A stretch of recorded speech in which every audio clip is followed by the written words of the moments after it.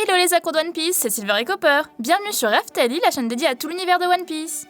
Avoir le souffle coupé, être surpris par une annonce, se sentir idiot de ne pas avoir pensé à une solution pourtant si évidente, c'est bien le lot de tout lecteur assidu de One Piece. Mais cette semaine, Oda a fait encore plus fort. Il nous sort 2 scènes impensables. Et même si la première reste possible, la deuxième est tout bonnement sortie d'un autre univers. Vous ne trouvez pas? Mais pas d'inquiétude, comme chaque semaine, on décrypte tout ça. On a même quelques hypothèses à ce sujet. Et ce sera à vous de les juger. Mais avant de commencer, petite information. On n'a pas l'habitude de dire qu'on avait raison sur tel ou tel point de nos théories, mais pour le coup, on avait sorti une grosse théorie il y a quelques mois de cela. Elle concernait Kaido et les expériences que Vegapunk avait potentiellement menées sur lui. Ça colle super bien. Elle est vérifiée dans ce scan. On vous invite à aller voir ça de vous-même. Le lien s'affiche en haut à droite. Il y a aussi bien d'autres infos dans cette théorie. Alors toi aussi, jeune pirate sans drapeau. Et oui, c'est à toi qu'on parle. Rejoins-nous dans cette grande aventure. C'est aussi simple qu'un abonnement pour toi, et nous, ça nous aide énormément. Mais place à la vidéo. Allez, c'est parti!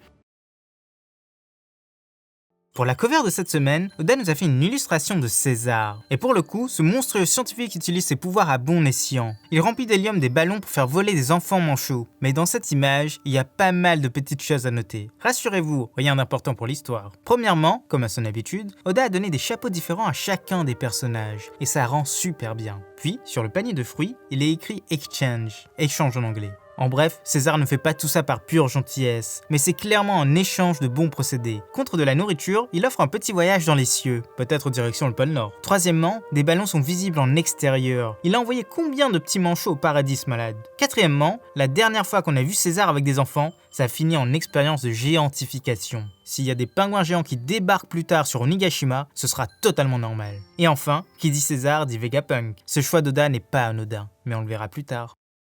Première vraie page du scan. L'histoire reprend exactement le scan 1006 l'avait laissé. Tous les Oniwaban et les samouraïs d'Otei sont à terre. Ils ont littéralement mangé la poussière dans leur affrontement face aux forces alliées. Mais le pire, c'est qu'ils se sont fait battre par un seul homme, le vieil Ugoro. Boosté par le virus, il a retrouvé sa taille d'origine et a fait vivre un véritable enfer à ses soldats de pacotille. Autour de lui, ils sont tous impressionnés par ce grand guerrier. Les Numbers, Apo et même X-Drake. Malheureusement, ils se sentent partir. Le virus prend le dessus. Il se transforme en monstre de glace. Il va décimer le champ de bataille sans même pouvoir se contrôler. Ses alliés doivent le tuer avant ça, ceux qu'ils considèrent comme ses enfants, les chefs Yakuza. Ils ne doivent pas hésiter un seul instant. À quelques mètres de là, c'est pareil pour le boss Osama. Lui aussi est au bord de la rupture. Les anciens prisonniers d'Udon ont perdu espoir.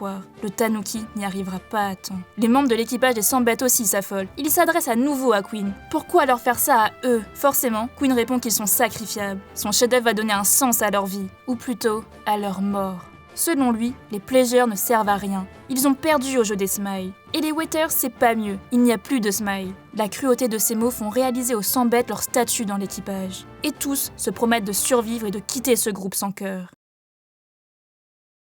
Observation numéro 1. Il faut avouer, Yogoro est bien plus fort que ce qu'on pensait. Il a mis à terre nombre de forts soldats à lui tout seul. Il a impressionné 2 supernovas. Mais pour nous, tout ça est accompagné de 2 grandes déceptions. Premièrement, on n'a en aucun cas vu les Oniwaban et les samouraïs d'Orochi se battre à pleine puissance. Toutes leurs techniques secrètes ne serviront à rien. Et deuxièmement, la puissance du vieux, c'est celle du virus, celle de sa jeunesse, ou les 2 combinés? On aurait aimé savoir s'il était vraiment aussi fort dans sa jeunesse, même si c'est sous-entendu. Observation numéro 2. Queen nous donne une bonne leçon ici. Comment se faire haïr par ses subordonnés en 3 étapes. Petit 1, les traiter comme des moins que rien. Petit 2, les utiliser comme de la chair à canon. Et petit 3, leur faire savoir qu'ils ne servent à rien.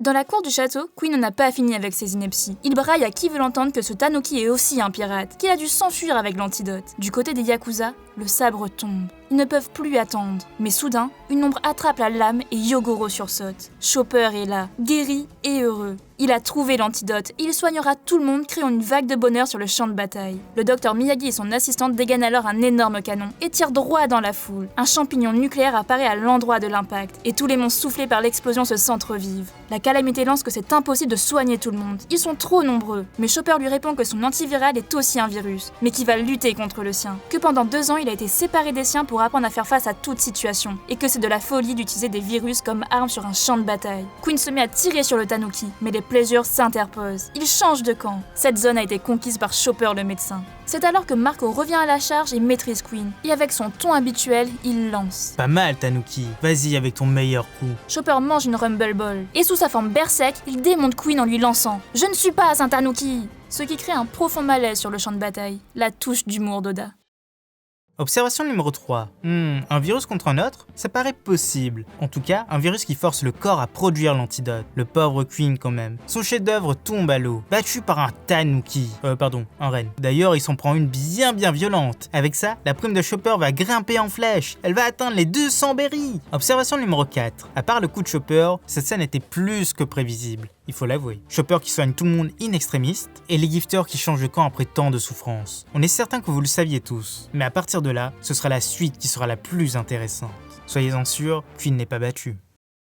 À l'intérieur du dôme, 3 fugitifs traversent les étages les uns après les autres. Yamato, Momo et Shinobu. Leur but n'est pas encore clair, mais Momo commence à perdre espoir. Ou plutôt, il ne supporte pas la pression qu'il a sur les épaules. Il se dit faible et stupide, tout le monde le surestime. Malgré le réconfort de Shinobu, il fait une crise et se transforme à nouveau en dragon rose. Yamato est choquée, elle pense même que c'est une anguille. Un peu plus haut dans le château, le CP0 discute encore. Et cette fois-ci, ils abordent le sujet de Kaido. Ce pirate avait été capturé par la marine il y a bien longtemps de cela, et Vegapunk avait mené des expériences sur lui. Il avait réussi à extraire le facteur de lignée, qui a servi à fabriquer un fruit du démon artificiel raté. Vegapunk, le considérant comme un véritable échec, le laissa à Punkazar, et la catastrophe aurait dû le détruire. Malheureusement, l'un des labos fonctionnait encore, et l'agent finit sur ces mots. Heureusement que ce n'était qu'un échec. Observation numéro 5. Une de nos grosses théories vient d'être validée. Le lien entre Kaido et Vegapunk. Si vous voulez vérifier ça par vous-même, allez-y. C'est la vidéo sur les origines de Kaido. Et on en est fiers. Et en plus, il y a pas mal de petites infos intéressantes. Mais le plus important dans tout ça, c'est le facteur de lignée. Une nouvelle chose qui a été introduite dans One Piece. De ce fait, on commence à peine à comprendre le fonctionnement des fruits du démon. Dans la salle du trésor, les fourreaux rouges se relèvent les uns après les autres. Ils ont été soignés, et tous ont une impression bizarre. Mais ils n'osent pas y croire. Et puis ils n'ont pas le temps. Il est temps d'oublier et de se lancer à nouveau dans la bataille. C'est alors que l'ombre ouvre la porte, et dans un élan de bonheur, Oden lance à la surprise générale « Ça fait plaisir de vous revoir, vous avez bien vieilli !» Et c'est la fin du scan. Mais quelle fin de scan! C'est une grande apparition, que dis-je, un miracle, une résurrection. Mais ne nous emballons pas, la situation se doit d'être analysée avec sobriété. Observation numéro 7, il y a 2 scans de cela, on avait vu quelqu'un soigner les fourreaux rouges. Pourtant, ces personnes n'avaient pas la même forme de crâne qu'Oden, et encore moins sa taille. Et là, pouf, on a du Oden. Il n'a pas du tout vieilli, et il a 2 sabres qui ne sont pas les siens. Ce point, c'est normal, car ces 2 sabres appartiennent à d'autres personnes maintenant. Mais pour nous, ce n'est pas réellement lui. On s'explique. Hypothèse numéro 2. C'est une fausse apparition. Si on regarde bien à ses pieds, il y a de la fumée. Comme si une transformation s'était effectuée. Et là, on a pas mal de possibilités sur le sujet. Numéro 1, mon clé. Tout de suite, c'est non. Même si son fruit du travesti le lui permet, il aurait fallu qu'il touche Oden de son vivant. Et il a eu son fruit juste après la mort de la vieille, donc après la mort d'Oden. Numéro 2, Katarina Devon. On est très mitigé. Elle a certes le pouvoir de se transformer en une personne, mais on ne connaît pas les conditions d'utilisation de ce pouvoir. Et l'arrivée de Barbe Noire ferait beaucoup de bruit. Surtout qu'il est du genre à attendre que ses proies soient bien affaiblies. Numéro 3, Onimaru. Et oui, ce renard peut se transformer en humain. Comment? On ne le sait pas. Mais il était du côté d'Iori. Et si ces deux-là avaient réussi à venir sur les lieux, Iori aurait soigné les fourreaux rouges. Ça collerait pas mal avec l'ombre qu'on a vue. Et Onimaru se serait transformé en Oden. Après tout, il est assez vieux pour avoir vu le samouraï de son vivant. Et il aurait pu piquer des sabres. Clairement, on aime bien cette solution.